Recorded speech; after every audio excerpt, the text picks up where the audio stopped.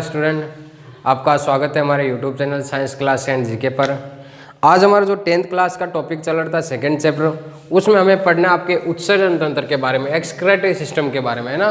जो नाइट्रोजनी अपशिष्ट पदार्थ के आधार पर जो आपके पदार्थ है उनकी हमने बात कर ली थी, जैसे कि अमोनिया का उत्सर्जन करने वाले, यूरिया का उत्सर्जन करने वाले और यूरिक अम्ल का उत्सर्जन करने वाले। आज हम पढ़ने वाले मानव का उत्सर्जन तंत्र, एक्सक्रीटरी सिस्टम के बारे में, उत्सर्जन तंत्र में। ठीक है, सबसे पहले यहाँ पे देखते हैं कि उत्सर्जन होता क्या है, कि उत्सर्जन क्या होता है। कि शरीर से अपशिष्ट पदार्थों को, शरीर से अपशिष्ट पदार्थों को बाहर निकालने की क्रिया, शरीर से अपशिष्ट पदार्थों को बाहर निकालने की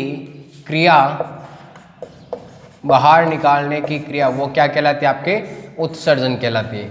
और शरीर के जो अंग आपके इस उत्सर्जन की प्रक्रिया में कार्य करते हैं, जो अंग या जो तंत्र कार्य करता है, वो तंत्र क्या कहलाता है? आपके उत्सर्जन तंत्र कहलाता है। क्या कहलाता है? उत्सर्जन तंत्र, एक्सक्रीटरी सिस्टम कहलाता है। अब ध्यान रखना, जो मानव का उत्सर्जन तंत्र होता है उसमें हमारी दोनों किडनियां होती है, दो वृक्क होते हैं, वो कार्य करते हैं। क्या कार्य करते हैं? वृक्क होते हैं, वो आपके उत्सर्जन का कार्य करते हैं। अब देखो, मैं यहाँ पे आपके किडनी का एक डायग्राम बना रहा हूँ, उस डायग्राम को आप अच्छे से समझना और उस डायग्राम के द्वारा ही हमें ये चैप्टर क्लियर करना। ठीक है, ये टॉपिक है।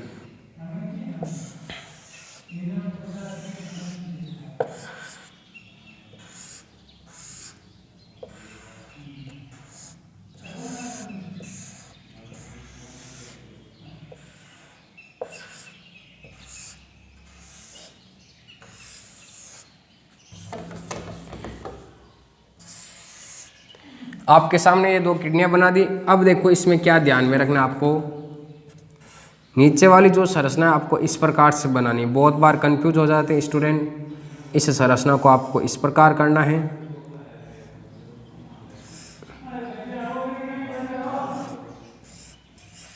ये हो गई संरचना आपकी इस प्रकार की। ठीक है, ये किसकी हो गई? उत्सर्जन तंत्र की। अब ध्यान रखना कि जो आपके इस किडनी है, इसमें आपके पिरामिड पट्ट पाए जाते हैं, इस प्रकार के पिरामिड पाए जाते हैं। ठीक है, इन पिरामिड को ध्यान में रखना है। ये हो गए आपके पिरामिड की संरचना।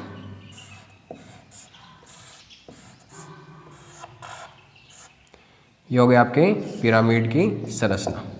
अब देखो, जो इधर वाला भाग है, ये हमेशा ध्यान रखना, इधर वाला बायां भाग होता है, इधर वाला कौन सा होता है? दायां। तो ये हो जाएगा आपका बायां वृक्क, बाईं किडनी, लेफ्ट किडनी। और इधर वाला कौन सा हो जाएगा? आपके दायां वृक्क हो जाएगा। कौन सा हो जाएगा? दायां वृक्क। ठीक है, इसमें से जो आपको ध्यान देना, आपकी बुक में एक ब्लू कलर की बनी हुई, एक रेड कलर की। जो ब्लू कलर की बनी हुई है उसे बोलते हैं महाशिरा, और जो आपके रेड कलर की बनी हुई है उसे बोलते हैं महाधमनी। क्या बोलते हैं? महाधमनी। अब ध्यान देना, इस वाली किडनी से आपकी मूत्रवाहिनी निकलती है, इस वाली नलिका से भी आपकी मूत्रवाहिनी निकलती है। ये आपके संरचना इस प्रकार से बनाते हैं। ये आपके इस प्रकार की संरचना बन गई। अब देखो, ये जो भाग आपको दिखाई दे रहा है, ये भाग कौन सा हो जाएगा? आपके मूत्राशय हो जाएगा, यूरिथ्रा, मूत्राशय। और ये भाग कौन सा हो जाएगा? आपके मूत्र मार्ग का पार्ट हो जाएगा। कौन सा पार्ट हो जाएगा? मूत्र मार्ग का पार्ट। और जो आपको ये दो संरचना दिखाई दे रही है, ये नलिकाकार समझ, ये संरचना, ये हो जाएगी आपके मूत्रवाहिनी। क्या हो जाएगी? मूत्रवाहिनी।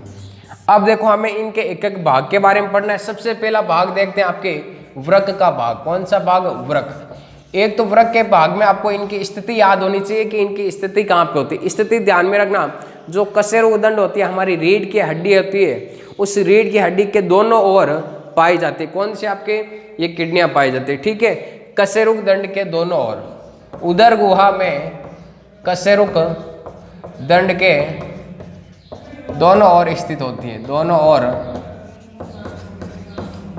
ओर स्थित होती है।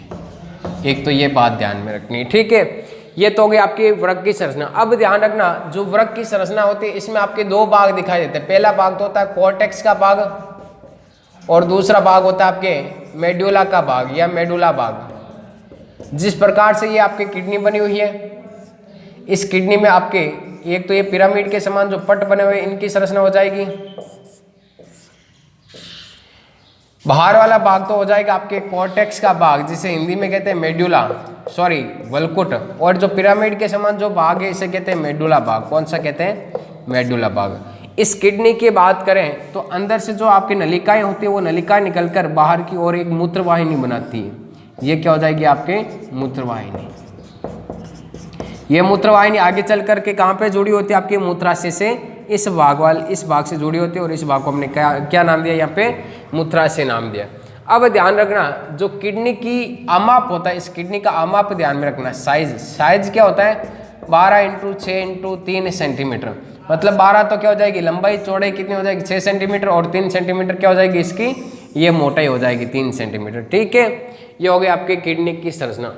इस वृक्क के बाद में दूसरा भाग होता है आपके मूत्रवाहिनी का भाग। कौन सा भाग होता है? मूत्रवाहिनी की भाग। ध्यान रखना, जो किडनी का ये प्रारंभिक भाग है, यहाँ वाला प्रारंभिक भाग, ये प्रारंभिक भाग कहलाता है आपका पेल्विस।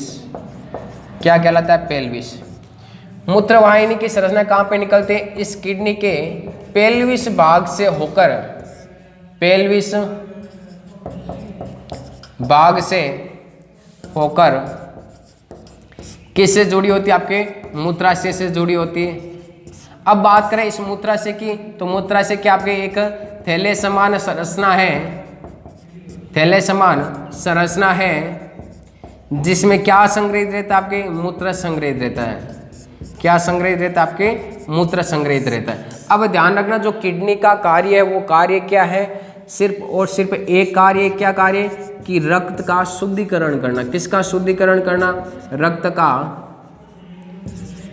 का शुद्धिकरण करना। सिर्फ ये कार्य किसका? आपके इस किडनी का कार्य है। ये ध्यान में रखना। अब देखो, जो आपके इसके अंदर की जो संरचना दिखाई दे रही है, आपकी ये पिरामिड के समान पट, इसमें कुछ विशेष प्रकार की संरचना और उपस्थित होती है। इन संरचनाओं को कहते हैं नेफ्रॉन कहते हैं। क्या कहते हैं? नेफ्रॉन। और हिंदी में बात करें तो नेफ्रॉन को कहते हैं व्रकाणु। क्या कहते हैं? व्रकाणु या नेफ्रॉन। इस नेफ्रॉन को इस किडनी की संरचनात्मक व कार्यात्मक इकाई कहते हैं। क्या कहते हैं? संरचनात्मक व कार्यात्मक इकाई कहते हैं। किसको? नेफ्रॉन को। ये ध्यान में रखना, नेफ्रॉन को किडनी की संरचनात्मक व कार्यात्मक इकाई कहते हैं। अब देखो, इस संरचना में आगे आपको क्या ध्यान रखना है यहाँ पे, कि ये तो हो गई नेफ्रॉन। अब हमें नेफ्रॉन की डायग्राम का पता होना चाहिए। अब देखो, मैं यहाँ पे आपके सामने नेफ्रॉन का एक डायग्राम बना रहा हूँ। इस डायग्राम को आप अच्छे से ध्यान से समझना है यहाँ पे, कि किस प्रकार से कौन सी संरचना उपस्थित होती है, कौन सी संरचनाओं को क्या नाम दिया गया है। इस संरचनाओं को आप यहाँ पे अच्छे से समझ लेना। ठीक है,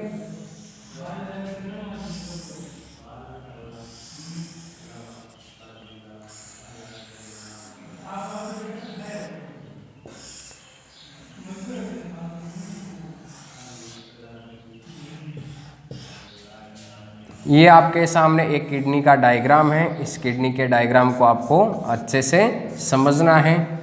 इसमें मैंने आपके यहाँ पे नेफ्रॉन की संरचना बनाई है, जो आपकी किडनी में अनेक सारी संरचनाएं उपस्थित होती है, लाखों करोड़ों की संख्या में। अब देखो, इस संरचना में दो आपकी नलिकाएं जुड़ी होती है। एक नलिका तो ये, एक नलिका ये होती है। जो इधर वाली नलिका है, इस नलिका को बोलते हैं आपके अभिवाही नलिका। क्या बोलते हैं? अभिवाही। और इस नलिका को बोलते हैं अफवाही। क्या बोलते हैं? अफवाही। ये जो नलिका है, इस नलिका को बोलते हैं समीपस्थ कुंडलित नलिका। क्या बोलते हैं? समीपस्थ कुंडलित नलिका। और ये भाग कौन सा हो जाएगा? इधर वाला दूरस्थ कुंडलित नलिका। और ये भाग जो आपकी इतना सा पार्ट है, ये नीचे वाला, ये पार्ट कौन सा हो जाएगा? आपके हेनले का लूप। कौन सा हो जाएगा? हेनले का लूप। वैज्ञानिक हेनले ने इसकी खोज की थी, इसीलिए इसे क्या कहते हैं? हेनले का लूप। और ये क्या हो जाएगी? आपके संग्राहक नलिका। इसे क्या बोलते हैं? संग्राहक नलिका। और ये संग्राहक नलिका आगे चलकर कहाँ पे जुड़ी होती है? आपके मूत्राशय से जुड़ी होती है, यूरिथ्रा से जुड़ी होती है। और ये जो आपके प्याले समान ये संरचना है, इस संरचना को बोलते हैं बोमेन संपुट। क्या बोलते हैं? बोमेन संपुट। और बोमेन संपुट के अंदर ही आपके जो जाल बना हुआ है इस प्रकार, इस जाल को कहते हैं ग्लोमेरुलस। क्या कहते हैं? ग्लोमेरुलस। बोमेन संपुट और ग्लोमेरुलस को सम्मिलित रूप से मेलपिगी काय कहते हैं। मेलपिगी काय कहते हैं। क्या कहते हैं? मेलपिगी काय कहते हैं। अब देखो इसके कौन कौन से भाग हो गए। पहला भाग तो नेफ्रॉन का कौन सा हो जाएगा? आपके बोमेन संपुट हो जाएगा। कौन सा हो जाएगा? बोमेन संपुट। कि ये एक प्याले समान संरचना है, जो आपको प्याले समान ये संरचना दिखाई दे रही है, ये संरचना कौन सी हो जाएगी? बोमेन संपुट। इसमें ग्लोमेरुलस होता है आपके, और ये ग्लोमेरुलस क्या कार्य करता है? ये आपके ब्लड को छानने का कार्य करता है। अब देखना इस ग्लोमेरुलस या बोमेन संपुट में आपकी दो नलिकाएं लगी हुई है, एक तो अभिवाही नलिका, एक आपके अपवाही। देखो अभिवाही नलिका तो रक्त को लाने का कार्य करते हैं। किसमें? इस बोमेन संपुट में रक्त को लाती है। कौन से रक्त को? ध्यान रखना, अशुद्ध रक्त को। कौन से रक्त को? अशुद्ध रक्त। मतलब रक्त में क्या? अपशिष्ट पदार्थ। और जैसे यहाँ पे ब्लड आता है, यहाँ पे जैसे ब्लड छनता है, जो शुद्ध रक्त होता है वो वापस किसके द्वारा जाता है? आपके अपवाही नलिका के द्वारा वापस चला जाता है।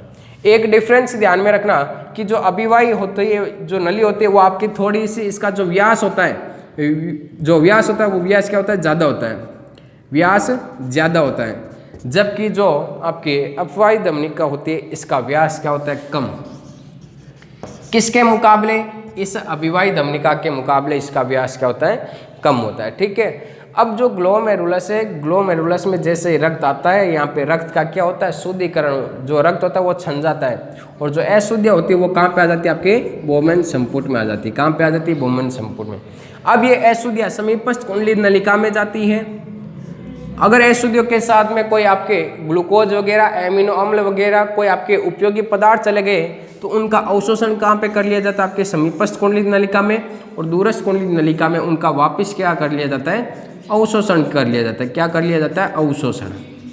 और अवशोषण होने के बाद जो आपके अपशिष्ट पदार्थ बचा है वो आपके इस संग्राहक नलिका में पहुंचा दिया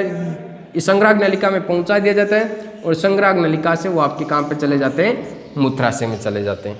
अब देखो नेफ्रॉन की जो संरचना है, इसमें एक तो भाग हो गया बोमेन संपुट का, दूसरा भाग कौन सा हो जाएगा? आपके समीपस्थ कुंडलित नलिका। समीपस्थ कुंडलित नलिका। अगला भाग कौन सा हो जाएगा? आपके दूरस्थ कुंडलित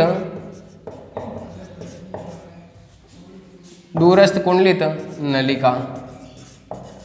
इसके बाद में एक भाग कौन सा हो जाएगा? आपके हेनले का लूप हो जाएगा। हेनले का लूप। और इसके बाद में एक भाग कौन सा हो जाएगा? ये हो जाएगा आपके संग्राहक नलिका। कौन सा हो जाएगा? संग्राहक नलिका। ये तो इतनी संरचना हो गई आपकी। एक तो वृक्क की संरचना पढ़ ली, एक हमने इस नेफ्रॉन की संरचना पढ़ ली। अब देखो इस नेफ्रॉन्स में आपके 3 प्रकार की क्रियाओं के द्वारा मूत्र का निर्माण होता है। मूत्र के निर्माण की क्रियाविधि। किसके निर्माण की? मूत्र के निर्माण की। पहला हो जाएगा आपका निस्यंदन। निस्यंदन को इंग्लिश में बोलते हैं फिल्ट्रेशन। अगला होता है आपके पुनः अवशोषण। और थर्ड नंबर हो जाएगा आपका उत्सर्जन। क्या हो जाएगा? उत्सर्जन, एक्सक्रेशन। अब देखो जो निस्यंदन होता है, निस्यंदन मतलब छनना। ब्लड आया यहाँ पे, अशुद्ध ब्लड छन गया, छनते ही क्या हो गया? आपके शुद्ध। अब क्या हो गया? ये प्रोसेस तो यहाँ पे कंप्लीट हो गई। ब्लड के साथ मान लो अशुद्ध या कोई छन गई, कोई आपके उपयोगी पदार्थ हो गए, वो भी छन गए आपके अशुद्धियों के साथ में, तो उन पदार्थों का वापस क्या कर लिया जाता है? समीपस्थ कुंडलित नलिका में और दूरस्थ कुंडलित नलिका में उनका अवशोषण कर लिया जाता है। उसे क्या बोलते हैं? पुनः अवशोषण। और बाद में अपशिष्ट पदार्थों को बाहर उत्सर्जित करने की प्रक्रिया क्या हो जाएगी? आपके उत्सर्जन हो जाएगी। ये हो गई आपके मूत्र निर्माण की प्रक्रिया।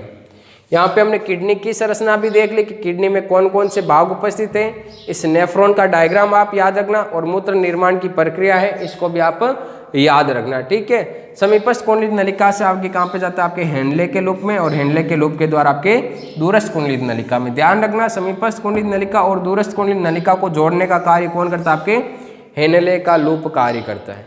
अब देखो हमारे शरीर में और भी उत्सर्जी अंग पाए जाते हैं, वो कौन कौन से? एक तो आपके CO2 का उत्सर्जन करने वाले कौन से हो जाएंगे? श्वसन तंत्र, या जिससे आप फेफड़े बोल सकते हो। श्वसन तंत्र में कौन सा भाग आता है? फेफड़े का। और H2O मतलब पानी का, जिसमें आप लवण बोल सकते हो, ठीक है। इनका उत्सर्जन कौन करता है? आपके त्वचा करती है पसीने के रूप में, ठीक है, त्वचा करती है पसीने के रूप में। यहाँ पे आपके उत्सर्जन तंत्र का जो पार्ट था वो कंप्लीट होता है, और आगे का जो हमारा पार्ट रहेगा वो पढ़ेंगे हम आपके रिप्रोडक्टिव सिस्टम के बारे में, जनन तंत्र के बारे में, वो पढ़ेंगे हम नेक्स्ट क्लास में।